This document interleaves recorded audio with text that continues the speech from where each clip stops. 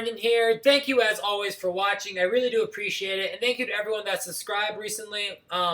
Just got back from vacation recently and came back and had about 20 new subscribers. And that was really cool to see. Really exciting that my channel is growing at a pretty good pace. And I'm going to keep trying to put out some good videos for you guys. So, yeah, thank you again to everyone that has been subscribed. And thank you for everyone that has just recently subscribed. It really does mean a lot to me. So, the last few days I was away. I was on vacation. I went to the Black Hills in South Dakota. I was around Custer State National Park and had a great time there, guys. It's beautiful out there. If you haven't been out there before, highly recommended. It's just, the hills out there are just gigantic. They're beautiful. You're surrounded by nature, animals, buffalo, bears, everything. I mean, obviously it's safe, but it's a lot of fun to go out there. And I highly recommend it to anyone that is a fan of camping and nature.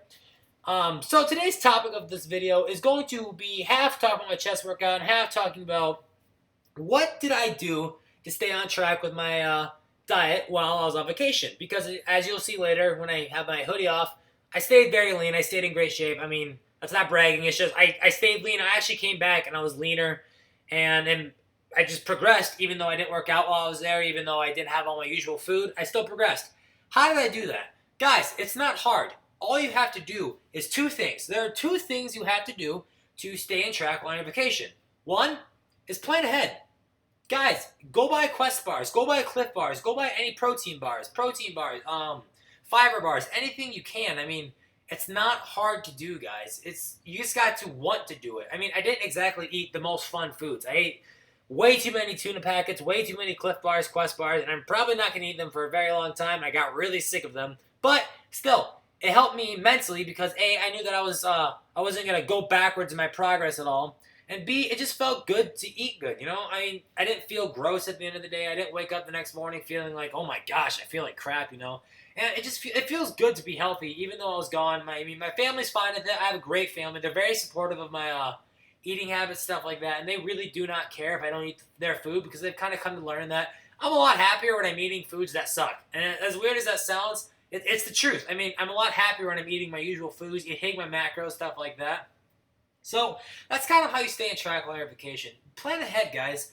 Don't rely on campgrounds to have food for you. Don't rely on people's bringing food because realistically, if you're really thinking about it, any food you bring while you camp is going to be your burgers, your potato or greasy potatoes, dessert, stuff like that. It's not food that's easy to track. It's not food that in high quantity is going to be that good for you. I mean, if you can count your macros somehow by eating burgers and stuff made on the grill, you know, good for you, but I cannot do that. So what I did was that basically, did you like that, Flex? Basically, I brought all my own food. I prepared ahead. I bought like 30 Quest bars, Cliff bars, tuna packets, oatmeal. It's kind of nice. The Quest bars are nice because Quest bars have proteins, fats, and carbs, a good amount of each in them. And if you eat two of them, for a lot of people, that's going to be your meal macros. So, yeah, guys, it's not hard to do. Just plan ahead. Don't be stupid about it. I mean, think of your goals, guys. Those three, it may seem like I'm only on vacation for 3 or 4 or 5 days. Guys, in those 3, 4, or 5 days, you can really, really mess up your metabolism if you just go, you know, kind of say F it and don't do anything with, and just like, you don't follow your food. You can really, really mess up your metabolism. So, I encourage you guys all to just plan ahead, remember your goals, bring your own food. It's not hard, guys. Just don't be stupid about it. Just think of your goals.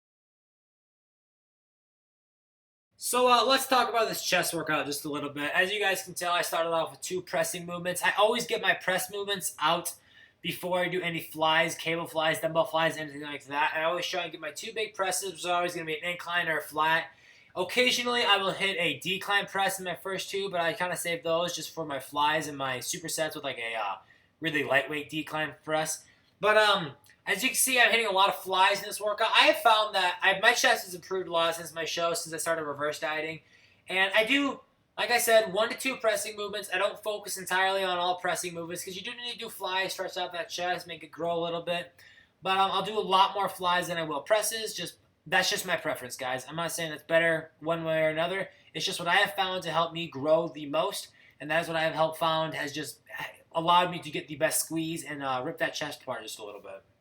Guys, it is incredibly important to make sure you're doing a weight that is manageable with good form. There's no point in doing more weight than you can do with good form. All you're going to do is end up hurting your shoulders. You're going to hurt yourself. You're going to look like an idiot when you drop it on your head. don't use too much weight. I've always said this and I always will. This is actually my own quote, so I'm going to quote myself here for a minute. Build muscle, not ego. Guys, there's no point in grabbing 50-pound dumbbells and trying to fly them, tearing your shoulders apart, and looking like a complete idiot in the weight room.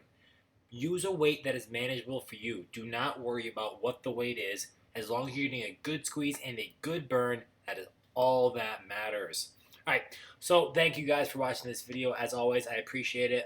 Thank you for all that have subscribed. And if you haven't subscribed yet, I encourage you all to subscribe because I have a couple cool videos coming out here shortly. And yeah, thanks for watching, guys. You guys mean the world to me, and I really do have fun doing this. So thanks. Have a good night, guys.